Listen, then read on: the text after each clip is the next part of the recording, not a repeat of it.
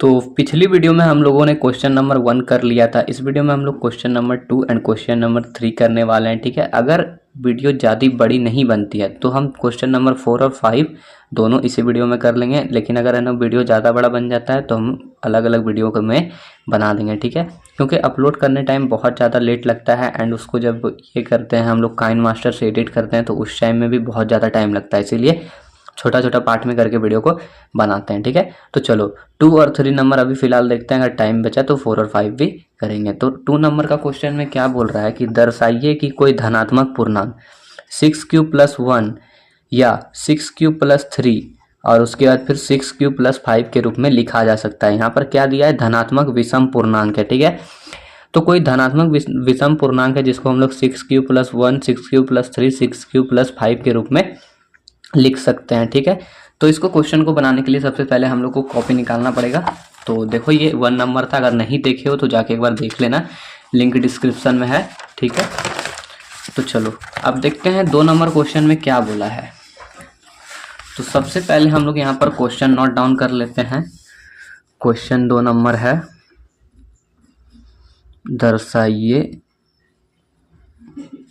दर्शाइए कि कोई धनात्मक विषम पूर्णांक है ना, धनात्मक विषम पूर्णांक 6q+1 6q+3 तथा 6q+5 के रूप में लिखा जा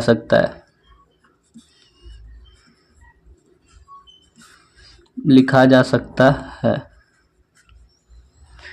तो इसको जानने से पहले हम लोग एक रफ पेपर में आपको कुछ थोड़ा सा बात समझा देते हैं। तो देखो सबसे पहले हम ये बताते हैं कि जब भी हम लोग किसी भी चीज़ से डिवाइड देते हैं, मान लो अगर 3 से डिवाइड कर रहे हैं 5 को, ठीक है 3 से डिवाइड करेंगे 5 को, 1 बार में ये कट जाएगा एंड यहाँ पे कितना होगा 3 होगा। यहाँ रिमाइंडर कितना बचेगा, रिमाइंडर बचेगा, जब भी रिमाइंडर बचेगा वो इससे छोटा रहेगा। ठीक है, जब भी रिमाइंडर जो रहेगा वो भाजक से छोटा रहेगा, जब भी शेषफल जो बचेगा वो जो है भाजक से हमेशा छोटा रहेगा। अगर मान लो यहाँ पर 3 रहता तो ये इससे कट जाता। ठीक है, 3 अगर रहता तो ये 1 बार में इससे कट जाता, लेकिन यहाँ पर कितना है 2 है, तो वही मानना है। ठीक है, अब जैसे देखो 2 से हम लोग कर रहे हैं 3 को डिवाइड, तो 1 बार में इसको डिवाइड किए 2, यहाँ रिमाइंडर कितना बचा 1, जब भी रिमाइंडर बचेगा तो इससे छोटा बचेगा। ठीक है, या तो वो 0 बच सकता है या तो 1 बच सकता है, रिमाइंडर जब भी बचेगा इससे छोटा बचेगा। तो यहाँ पर क्या दिया है, सबसे पहले यहाँ पर जो ये जो फॉर्म दिया है 6q+1, तो ये किस फॉर्म में है, तो यूक्लिड विभाजन एल्गोरिथम के फॉर्म में है 6q+1। ठीक है, तो यहाँ पर a = a ही है और b = क्या है, b = 6। ठीक है, तो इसको यहाँ पर ऐसे ही रहने देते हैं। अब यहाँ लिखेंगे हम लोग जहाँ b = 6 है, जहाँ b = 6 है, तो मैंने क्या बोला, जब भी इसका शेषफल होगा, कितना होगा, तो इससे छोटा होगा, 6 से छोटा होगा। अब वो 0 हो सकता है, 1 हो सकता है, 2 हो सकता है, 3 हो, लेकिन कितना होगा, तो वो 6 से कम होगा। तो अब हम लोग मान लेते हैं कि r = 0 1 2 3 4 और 5 है। ठीक है, तो इसको क्वेश्चन को अब सॉल्व करना चालू करते हैं। अब देखो एक एक करके सबका वैल्यू लेना है।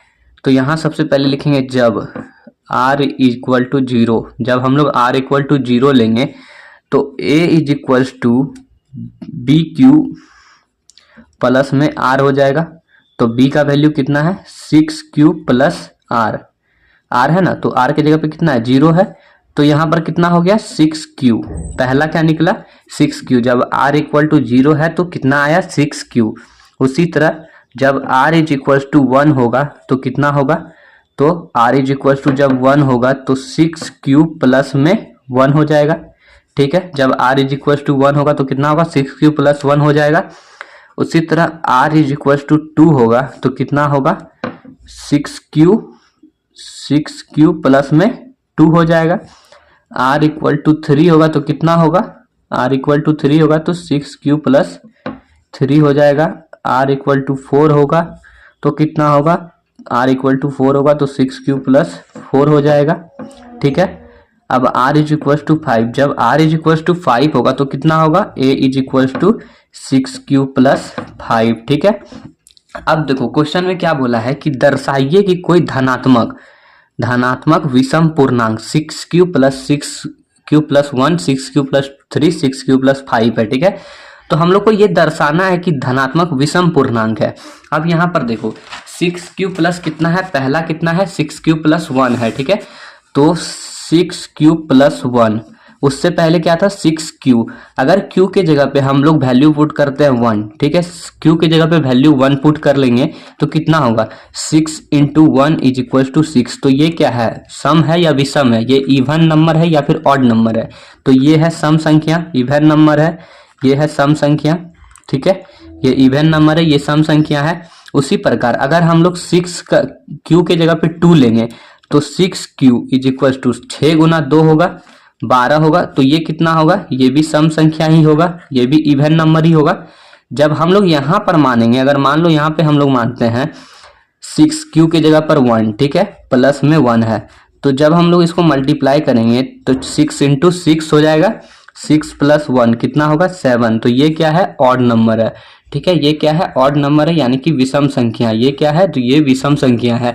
उसी प्रकार 6q प्लस में 3 होगा, अगर 6q प्लस में 3 होगा तो कितना होगा 6 गुना 1 प्लस 3 कितना होगा 6 गुना 1 6 प्लस 3 कितना हो जाएगा 9 हो जाएगा। 9 क्या है, तो ऑड नंबर है, यानी कि विषम है, ठीक है। और प्लस में ये धनात्मक है, धनात्मक क्या पॉजिटिव हो गया, पॉजिटिव मतलब हो गया धनात्मक, ठीक है, क्योंकि माइनस का साइन नहीं लगा हुआ है, यहाँ पे कोई साइन नहीं है, तो ये क्या है धनात्मक संख्या है। और प्लस में ये क्या है, विषम है, ठीक है। तो वही हम लोग को दर्शाने बोल रहा था कि पहला हम लोग का क्या होगा धनात्मक विषम, ये 6q प्लस 1, दूसरा हो जाएगा 6q प्लस 3, तीसरा हो जाएगा 6q प्लस 5, ठीक है। तो यहाँ पर हम लोग लिख देंगे जब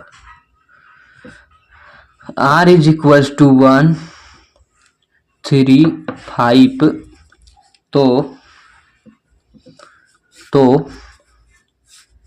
6q plus 1 6q plus 3 6q plus 5 एक धनात्मक विषम निकलता है, ठीक है, एक धनात्मक विषम निकलता है, एक नहीं छोड़ दो, धनात्मक विषम निकलता है, धनात्मक विषम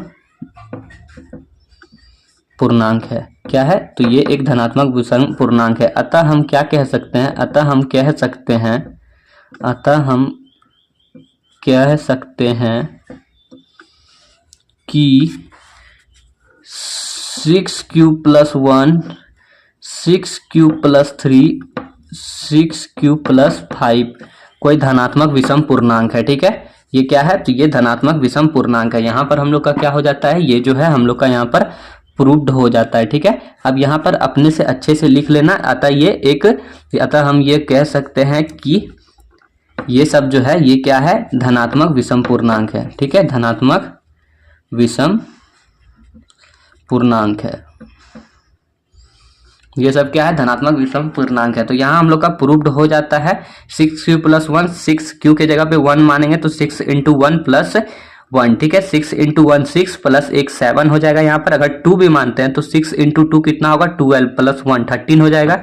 उसी प्रकार यहाँ पर भी मानेंगे तो सारा का सारा विषम निकलता है। एंड क्वेश्चन में भी यही बोला था कि दर्शाइए कि ये सब क्या है, तो ये सब क्या है, धनात्मक विषम पूर्णांक है। तो हम लोग का ये जो है क्वेश्चन नंबर 2 जो है वो डील हो जाता है, क्वेश्चन नंबर 2 बन जाता है। अब हम लोग बढ़ते हैं क्वेश्चन नंबर 3 की और क्वेश्चन नंबर 3 में क्या बोला है।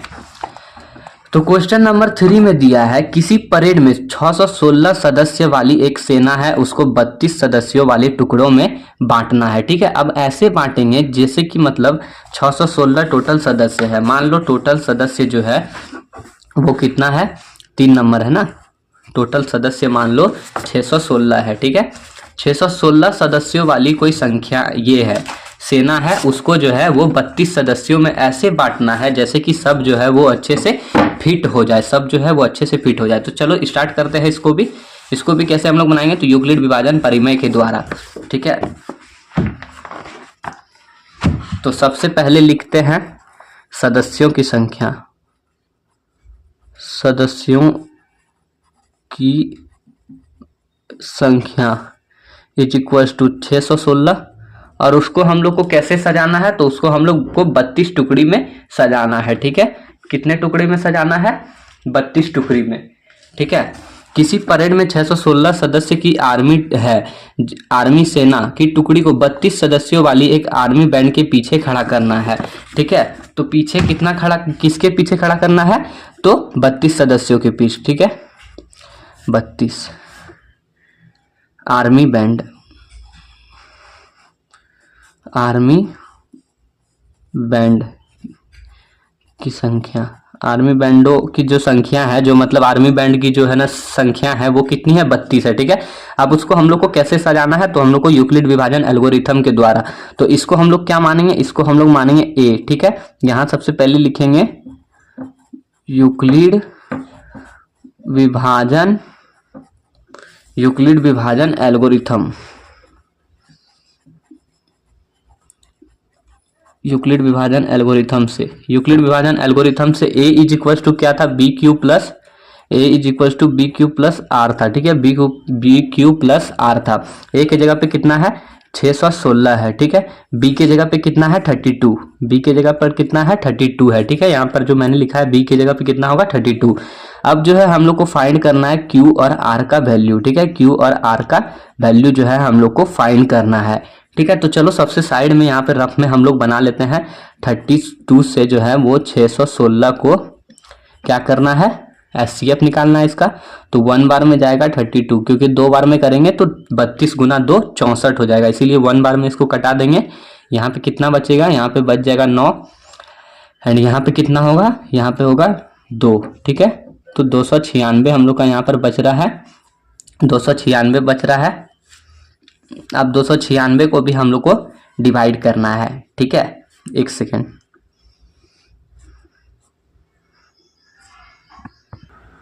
सॉरी एक सेकंड, मेरे से यहाँ पे थोड़ा सा मिस्टेक हो गया था। ठीक है, मैं यहाँ पे डिवाइड कर रहा था क्योंकि यहाँ पे एचसीएफ निकालना है ना। अरे यार थोड़ा सा ध्यान इधर उधर मिस्टेक में हो जाता है भाई।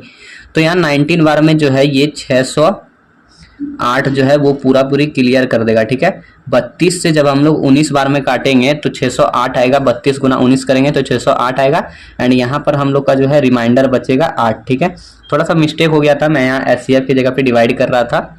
ठीक है, तो अब ये जो 8 बचा है, 8 से हम लोग क्या करेंगे, इसको डिवाइड करेंगे ना, इससे एचसीएफ निकालेंगे ना, तो यहाँ पर 32।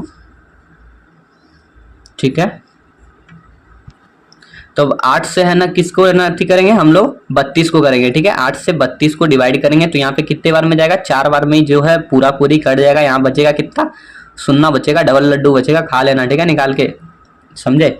तो अब यहाँ पर हम लोग क्या करेंगे, 616, यहाँ हम लोग का b का वैल्यू कितना निकल गया, b का वैल्यू हम लोग का निकला है 32। ठीक है, b का वैल्यू जो है ऑलरेडी दे रखा था 32, एंड q का वैल्यू कितना निकला है, तो q का वैल्यू निकला है फर्स्ट बार में 19, एंड प्लस में r का वैल्यू कितना निकला है, रिमाइंडर बचा है r। ठीक है, तो रिमाइंडर कितना बचा है, r बचा है। अब हम लोग किसको डिवाइड किया है यहाँ पे, 32, तो ये क्या हो जाएगा, ये a हो जाएगा। 32 कितना हो जाएगा, a हो जाएगा, एंड बचा क्या है, तो बचा है क्या, बताओ जल्दी बताओ। तो यहाँ पर b कितना होगा, b हो जाएगा हम लोग का 8। ठीक है, b 8 हो जाएगा, एंड है ना q कितना हो जाएगा, q कितना होगा, q कितना होगा, जल्दी बोलो जल्दी बोलो जल्दी बोलो, 4 होगा। ठीक है, q कितना होगा, 4 होगा, एंड प्लस में r कितना होगा, तो 0, डबल 0 मत लगा देना, एक ही लगा दो, काम चल जाएगा।